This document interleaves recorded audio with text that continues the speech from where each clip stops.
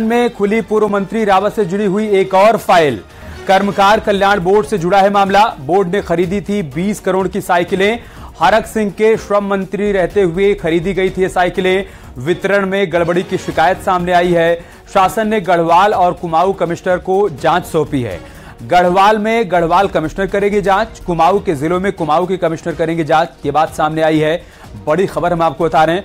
हरक सिंह रावत की मुश्किलें बढ़ती जा रही हैं। इसी कड़ी में अब ये बड़ी जानकारी सामने आई है कि शासन में हरक सिंह रावत से जुड़ी हुई एक और फाइल खुल गई है। कर्मकार कल्याण बोर्ड मामले से जुड़ा हुआ ये मामला है और इसी में अब उनकी मुश्किल बढ़ने वाली है। हमारे सहयोगी सुनील और प्रभात इस वक्त हमारे साथ जुड़ चुके हैं। सुनील, क्या जानकारी आपके पास इस खबर से संबंधित?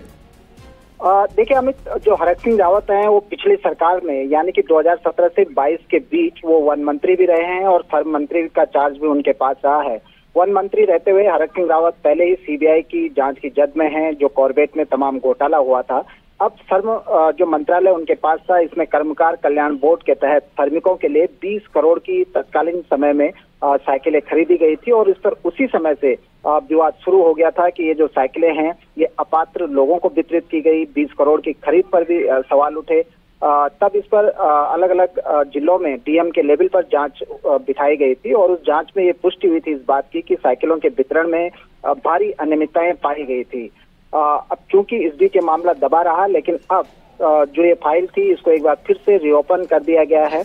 शासन ने गढ़वाल और कुमाऊं कमिश्नर दोनों को जांच अधिकारी बनाया है। गढ़वाल में गढ़वाल कमिश्नर जांच करेंगे और कुमाऊं में कुमाऊं कमिश्नर जांच करेंगे। तो इस बात की पूरी संभावना है कि जो हरक सिंह रावत हैं उन पर भी इसकी सीधे तौर पर आंच आ सकती है, क्योंकि वो श्रम मंत्री तो थे ही, कर्मकार कल्याण बोर्ड के भी वो तत्कालीन समय में अध्यक्ष रहे हैं। तो ये माना जा रहा है कि हरक सिंह रावत की मुश्किलें अब और भी बढ़ सकती हैं। जी बहुत बहुत शुक्रिया सुनील आपका हमारे साथ जुड़ने के लिए और जानकारी हम तक पहुंचाने के लिए।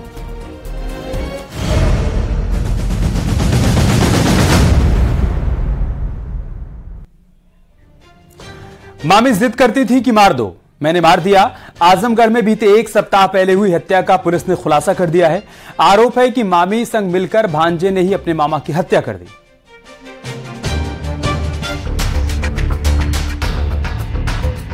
मामी करती थी जिद, मामा को मार दो। बीते एक सप्ताह पूर्व हत्या कर नहर किनारे फेंके मिले शव का पुलिस ने सनसनीखेज खुलासा करते हुए मृतक के पत्नी व उसके भांजे को गिरफ्तार कर लिया है। भांजे ने कर दिया गेम ओवर। आजमगढ़ पुलिस ने दीदारगंज में हुए एक ब्लाइंड मर्डर का खुलासा किया है। जानकारी के मुताबिक करीब एक सप्ताह पहले नहर किनारे एक शख्स की हत्या कर शव फेंक दिया गया था। इस मामले में पुलिस ने मृतक की पत्नी और भांजे समेत 3 आरोपियों को गिरफ्तार किया है। पुलिस ने दावा किया कि मृतक की पत्नी के कहने पर मृतक के भांजे ने अपने साथी संग मिलकर चाकू मारकर हत्या कर शव को नहर किनारे फेंक दिया था। इस घटना के पीछे जो मुलजिम निकल के आए हैं वो मृतक की संग की पत्नी है, उसका भांजा है और उसके भांजे का दोस्त है। घटना का पूरा विवरण इस प्रकार निकल के आया है कि इनका जो कहना है कि मृतक मनोज राजभर अपनी पत्नी को बहुत ज़्यादा प्रताड़ित करता था, उसके साथ मारपीट करता था। इससे दुखी होकर उसकी पत्नी ने उनको मारने के लिए कहा था, जिससे उसके भांजे ने और उसके दोस्त ने मिलकर उसे शहद निकालने के बहाने ले आए और रास्ते पे चाकुओं से गोद कर उसकी हत्या कर दी थी। बताया जा रहा है कि 26 सितंबर को दीदारगंज थाना क्षेत्र के आम गांव नहर के किनारे एक शख्स का शव मिला था। पुलिस ने शव को कब्जे में लेकर पोस्टमार्टम के लिए भेज दिया था। शव की शिनाख्त 28 सितंबर को मृतक के भाई विनोद राजभर ने अपने भाई मनोज राजभर निवासी उसरहटा मौलानापुर थाना शाहगंज जनपद जौनपुर के रूप में की थी। मृतक के भाई ने इस मामले में हत्या का मुकदमा दर्ज कराया था। दीदारगंज थाना क्षेत्र के अंतर्गत 26 तारीख को एक डेड बॉडी मिली थी। लगभग 35 साल का युवक था। उसके शरीर पे चोट के निशान थे, गर्दन पर और सीने पर।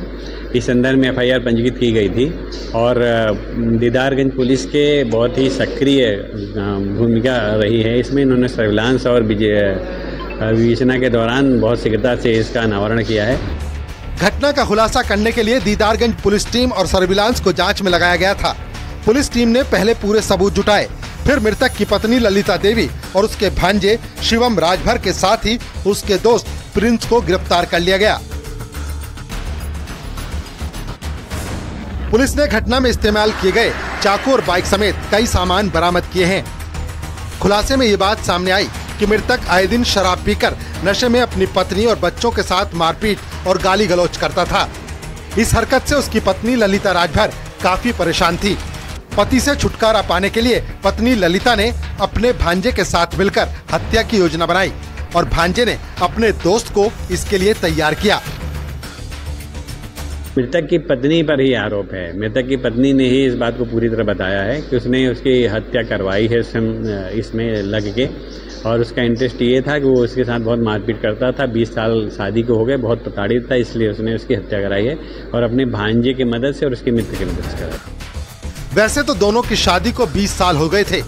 महिला की माने तो पति की मारपीट और प्रताड़ना से वो काफी परेशान थी, जिसका अंजाम उसकी मौत पर आकर खत्म हुआ। के जरिए पुलिस को एक अहम सुराग मिला, जिसके बाद उसकी पत्नी और उसके भांजे को पुलिस हिरासत में लेकर जब पूछताछ करती है तो चौंकाने वाला खुलासा होता है। दरअसल मृतक मनोज अपने पत्नी और बच्चे के ऊपर आए दिन जुल्म सताता था और उसे मारपीट कर घायल करता था, जिसके बाद पत्नी अपने भांजे के साथ मिलकर अपने ही पति की हत्या की खौफनाक साजिश रचती है और उसकी हत्या कर उसको मौत के घाट उतार देती है और शव को नहर किनारे फेंक दिया जाता है। फिलहाल पुलिस ने खुलासा करते हुए पत्नी और उसके भांजे को गिरफ्तार कर जेल भेज दिया है। अभिषेक उपाध्याय, न्यूज़ 18, आजमगढ़।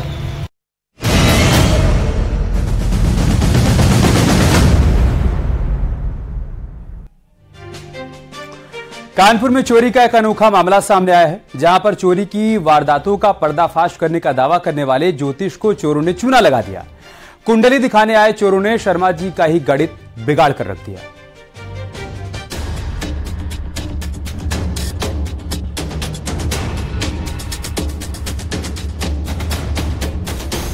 कुंडली दिखाने आए थे चोर।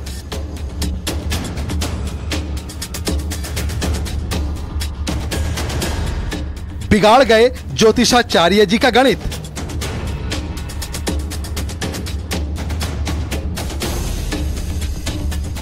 जालसाजों ने पहले अपने जाल में फंसाया और शर्मा जी को लगा दिया 10 लाख रुपए का चूना। ये पूरा खाली कर दिया, इसको भी खोला था, इसमें पैसे नीचे, पैसे इसमें पूरा भरा पड़ा था, सब खाली कर दिया और नीचे भी खोला था। कानपुर में हुई इस अजीबोगरीब घटना की चर्चा चारों तरफ है, जहां एक ज्योतिषी के पास चोर अपने कारोबार की स्थिति जानने आए थे। ज्योतिषी जी ने सब कुछ अच्छा बता दिया।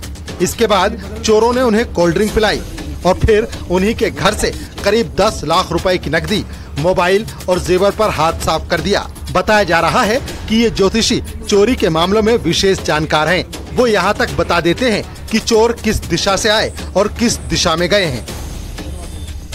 लेकिन चोरों ने ऐसा चूना लगाया कि अब अपने ही घर में हुई चोरी की दिशा नहीं बता पा रहे, बल्कि पुलिस की चौखट पर निगाहें गड़ाए बैठे हैं। अधिकारी के रूप में मैंने स्वयं भी इस मामले को टेकअप किया है और पुलिस आयुक्त महोदय के निर्देश के अनुसार इस पूरे प्रकरण की स्वयं मैं पर्यवेक्षण करते हुए सही विवेचना और न्यायपूर्ण कार्यवाही सुनिश्चित कराऊंगा। लोगों की माने तो ज्योतिषों में मंदिर के पुजारी पंडित तरुण शर्मा का इस इलाके में बड़ा नाम है। शर्मा जी का दावा है कि उनकी गणना सटीक होती है, खास तौर पर चोरी के मामलों में। वो यहाँ तक बता देते हैं कि चोर किस दिशा से आए और चोरी कर माल को किस दिशा में ले गए। ये कुंडली देखकर लोगों का भविष्य भी बताते हैं। पहले वो मंदिर में ही कुंडली देखते थे, लेकिन अब उन्होंने अपने घर में ही दफ्तर बना लिया है। इसी दफ्तर में सोमवार को 2 युवक कुंडली दिखाने आए थे और कोल्ड ड्रिंक में नशीला पदार्थ मिलाकर वारदात को अंजाम दे दिया। तबीज बना के रखा था, मैंने बना के रखा, देना था पर ले ही नहीं रहे थे। रुक जाते, दोस्त आ रहा है, अभी हम बस चले जाएंगे। उसके बाद ऐसे करते कर रात को उतने देर कर दी, बहुत देर कर दी। उसके बाद फिर मेरे को पता ही नहीं क्या हुआ। जब मैंने कोल्ड ड्रिंक पी मेरे को पता ही नहीं चला क्या हुआ। आपको जब होश आया तो क्या दिखा सर? मैंने सबसे पहले होश आया तो मेरे को ना गेट बाहर वाला पूरा बंद मिला, तो मैंने इतना ध्यान नहीं। जब मैं इस तरफ आया, सबसे पहले मैं मुंह धोने आता हूँ, उठते ही जैसे मैं मुंह धोने आया पूरा सामान यहाँ बिखरा पड़ा था, तो मैं तुरंत समझ गया कोई वारदात हुई। फिर मैं देखा, मेरे को तब होश आया कि वो 2 लड़के करके गए। पुलिस को दी गई शिकायत में बताया गया है कि दोनों युवकों ने वारदात को अंजाम दिया है। आरोपी पहले भी शर्मा जी से मिल चुके थे, इसीलिए जब दोनों युवक उनके घर पहुंचे तो शर्मा जी ने उन्हें ऑफिस में बुला लिया। कुंडली देखकर पंडित जी ने भी उन्हें बता दिया कि उनके कारोबार में कोई बाधा नहीं है। ये सुनकर एक युवक बाहर निकल गया और कोल्ड ड्रिंक खरीद लाया। आरोपियों ने ये कोल्ड ड्रिंक सबसे पहले पंडित जी को दी और वो पीते ही अचेत हो गए। इसके बाद आरोपियों ने उनके कमरे से करीब 4.5 लाख रुपए नकद, 1.5 लाख रुपए के 2 मोबाइल फोन और करीब 4 लाख रुपए की कीमत के जेवर पर हाथ साफ कर दिया। मैंने तो आपको पता ज्योतिष केंद्र तो यहाँ हजारों काफ़ी पब्लिक आती है। 4-5 दिन से वो 2 लड़के आते थे मेरे पास अपने घर की मम्मी पापा की समस्या लेकर के। और 29 तारीख को, जैसे मैंने बताया कि 29 तारीख की रात को भी आए कि सर मेरे घर में कलेश हुआ है और मैं यहाँ बैठा हूँ थोड़ी देर के, मेरे को अभी दोस्त आएगा तो वो ताबीज़ मैंने देने के लिए बुलाया था इसको। ताबीज़ लेने के बहाने आए तो कहता कि अभी कोई दोस्त आ रहा है और मैं उसके साथ चला जाऊँगा। तो मेरे पास रात को मैंने खाना बना था, मैंने उसको खाने के लिए दिया। मेरे को इंसिस्ट कर दी कोल्ड ड्रिंक पिलाइए, कोल्ड ड्रिंक पी लीजिए, आपके लिए कोल्ड ड्रिंक लेके आए, कोल्ड ड्रिंक लेके आए। मैं मना करा था, उसके बाद भी इसने कोल्ड ड्रिंक वास्ता लेके पिलाई और जैसे मैंने कोल्ड ड्रिंक भी 3 मिनट बाद में बिल्कुल बेहोश हो गया और मेरा यहाँ से सारा सामान चुरा करके वो ले गए, जिसमें 4-5 लाख कैश था, अंगूठी सोने की थी, एक चैन थी, 2 मोबाइल थे मेरे, सब चुरा के ले गए।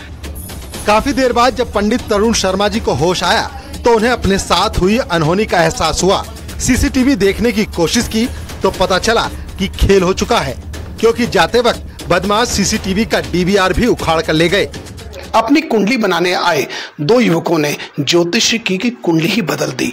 यहाँ तक कि तावीज लेने आए थे अपने घर की समस्या को दूर करने के लिए, मगर ऐसा यहाँ खेल रचा कि यहाँ से ताबीज तो नहीं लिया मगर सोने, जेवरात और पैसे लेके रफू चक्कर हो गए और कोल्ड ड्रिंक में मिला दी नशीली दवाई, जिससे ये ज्योतिष को ये भी नहीं पता चला कि वो लोग जो अपनी समस्या को दूर करने इनके पास आए थे इनके लिए समस्या खड़ी करके चले गए। हालांकि पुलिस अब जांच में जुटी है, मगर देखना ये होगा कि पुलिस उन तक कब और कैसे पहुंचती है। जर्नलिस्ट आशीष पांडे के साथ अमित गंजू, न्यूज़ 18 कानपुर।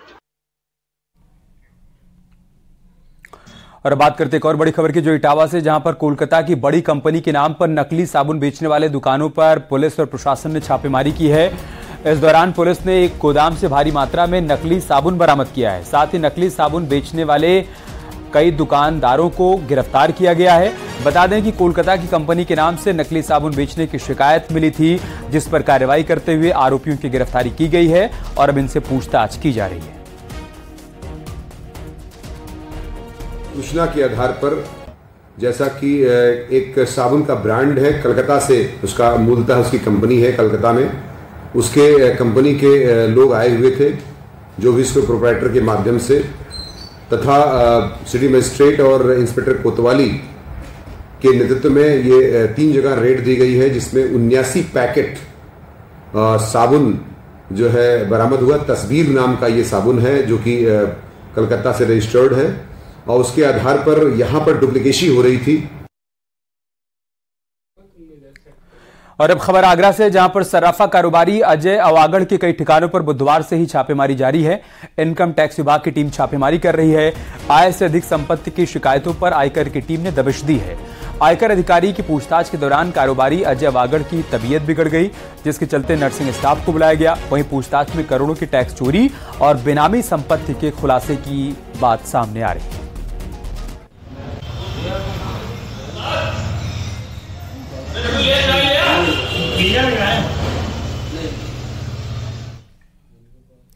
खबर कानपुर से, जहां पर आयकर विभाग ने मयूर ग्रुप के 35 ठिकानों पर दबिश दी है। जानकारी के मुताबिक करीब बताया जा रहा है कि 100 से ज्यादा आयकर अधिकारियों की एक टीम यहां पर पहुंची और सिविल लाइंस, शक्करपट्टी समेत 20 और मध्य प्रदेश के 15 ठिकानों पर छापेमारी की गई। बता दें कि मयूर ग्रुप वनस्पति तेल, फूड आइटम्स, पैकेजिंग के व्यापार में शामिल है।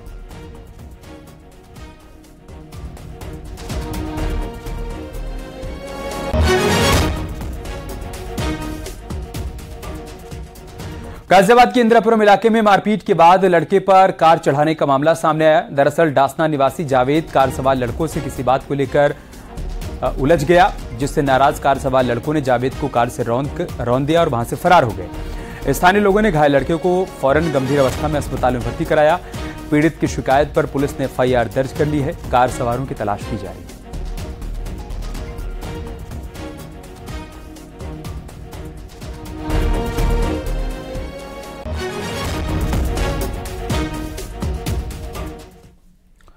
और अब खबर प्रयागराज से, जहां पर माफिया अतीक अहमद के बेटे अली का दोस्त शाकिर पुलिस के हत्थे चढ़ गया। पुलिस ने उसे गिरफ्तार कर लिया। शाकिर पर मरियाडीह में दोहरे हत्याकांड के गवाह साबिर से रंगदारी मांगने और जानलेवा हमले का आरोप है। बता दें कि दोहरे हत्याकांड में नामजद अतीक अहमद की मौत हो चुकी है, जबकि अतीक का बेटा अली और शूटर असाद कालिया जेल में बंद है। वहीं अन्य आरोपी फरार हैं। इनकी तलाश में पुलिस जगह जगह दबिश दे रही है।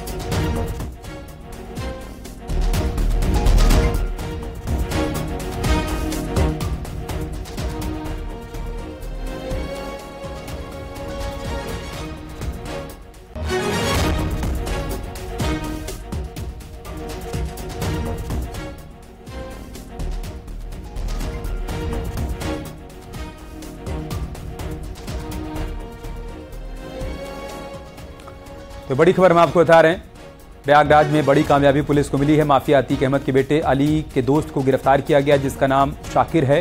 शाकिर पर मरियाडीह में दोहरे हत्याकांड के गवाह साबिर से रंगदारी मांगने का आरोप है। इसके अलावा जानलेवा हमले का भी आरोप है।